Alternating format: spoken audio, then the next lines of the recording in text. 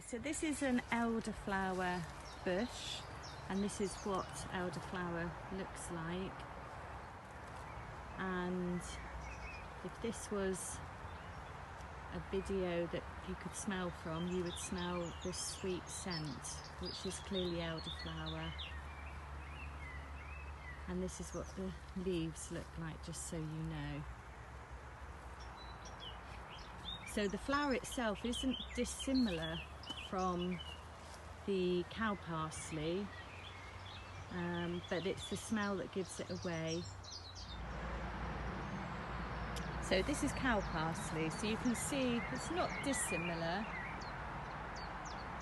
but this is growing from a long stem, much less leaves, and if you can see the shape of the leaves, completely different to what elderflower is. And my advice is, if you're unsure, obviously don't pick, but with elderflower, like I said, it's such a sweet scent, you won't be able to mistake it for anything else really. Right, so what Sue's doing is Sue's going to be cutting the elderflower ready for our elderflower cordial, and what you'll see her doing is cutting the head of the elderflower, and we're going to need 20 of these. And what she needs to do, and what she's looking for at the same time, is it's no good going for heads like this one. Where is it? There it is. Because that hasn't actually come out in flower yet, or it's just finished actually, looking at it. But this one hasn't, yeah, that hasn't come out in flower, so that's no good. And this one is finished. So when you're looking for elderflower, you need the heads to be in full bloom like that one. So Sue's just cutting underneath it, so she's got the head, and we're going to collect 20 of them. Right, so the next step, once you've collected 20 heads of the elderflower, is you rinse them. Now obviously at Orchard Forest School we haven't got water on site, so we've brought fresh water, and Sue's just going to rinse them thoroughly to get any little bugs or anything out that we don't want in our elderflower cordial. So, and then what Sue's going to do is she's just going to strain them out to get rid of any bits that we don't want, and then we will have fresh elderflowers ready to turn into cordial. Brilliant. Yeah. Super, so they're all strained, ready for our elderflower cordial. And what do they smell like, Sue? Give it a smell. Lovely. Oh, nice, yeah. Lovely. That will make nice cordial, won't it? It will. It'll be gorgeous. Super. So once you've collected your elderflower and you've drained them, and you can see that Sue did that at the orchard this morning, I brought them back here to my home, to my garden, because it's a little bit easier while we haven't got the fire on to boil the water. What you're going to need is, in a bowl or a pan, is you're going to need to use some boiling water. So you're going to need 1 3/4 pints of boiling water. So my water's just boiled. I'm just going to measure that out. So that was 1 pint and 3/4 pint. Obviously this isn't for the children to do that part. Once you've done that, you're going to need to slice up 2 lemons and use the peel of another lemon. So that's 3 lemons you're going to need to buy, but 2 will be sliced and 1 will be peeled. So you're going to pop those into that hot water. You're also going to need 50 grams of citric acid, which you can get from the chemist, and that is just, it's like sugar granules really. So I'm going to tip all those in. And you're going to need 1 bag of sugar. So pour that in, and that's into the hot boiling water. You're going to stir it and leave it for a little while. Keep stirring it until the sugar and the citric acid dissolves, and the heat will help you do that. And then once it's dissolved in a minute, what we'll do is we'll tip the elderflower in there and stir the elderflower in. What you don't want to do is put elderflower into boiling hot water, because what will happen, it will scorch all the flowers and you'll end up with them being burnt and brown. And obviously that will change the colour of your elderflower cordial. So leave them for a bit.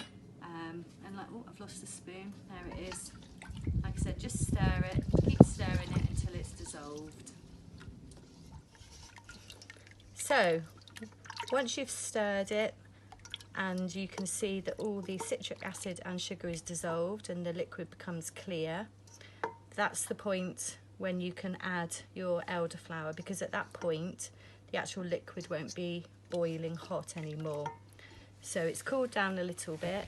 So this is when you can add all that beautiful elderflower that you cleaned and rinsed, and you can just stir it in with the lemons, give it a good stir and a good coating. So once you've got to this stage, you can now leave it for 48 hours so that it all soaks into the liquid. So pop a lid on it and then leave it for 48 hours and come back to it.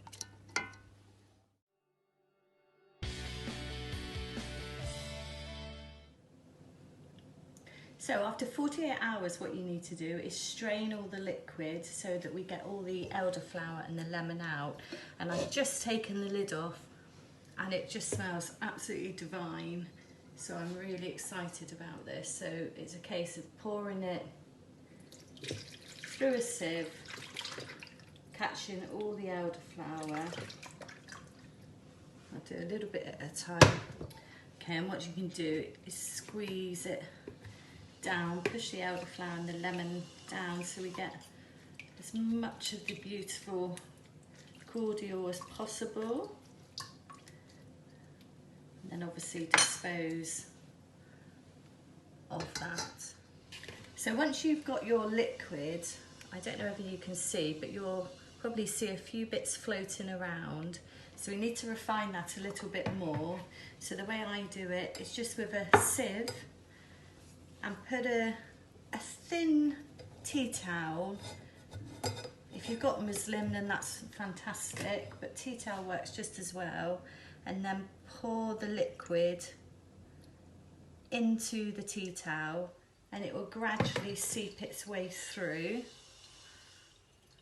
It's gradually seeping through, but what's happening is the tea towel or the fabric is catching those very last bits that the sieve couldn't. So I'm just going to do that, and then once that's sieved all the way through, then you can start bottling up.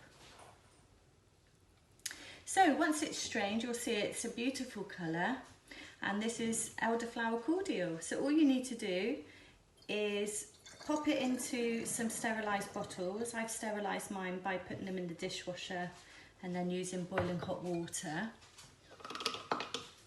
And if you give them as gifts, make sure that you let your loved ones know that it needs to stay in the fridge. And then what you need to do, or get the kids to do, is make a nice little label, and I've simply put Elderflower Cordial, keep in the fridge, because that's really important. So I'm going to keep it quite natural looking with a bit of string tied round the top. And then I've got these little labels that I bought the other day, and it says handmade with love. So I'm going to pop that on the front. So that makes a super gift for anybody. It's beautiful with ice cold water and some ice cubes. It's great with a bit of Prosecco, or even nicer with a bit of gin. But obviously just that's for the adults. So go off and enjoy foraging, take care, stay safe, remember to wash those hands afterwards, and see you soon. Bye!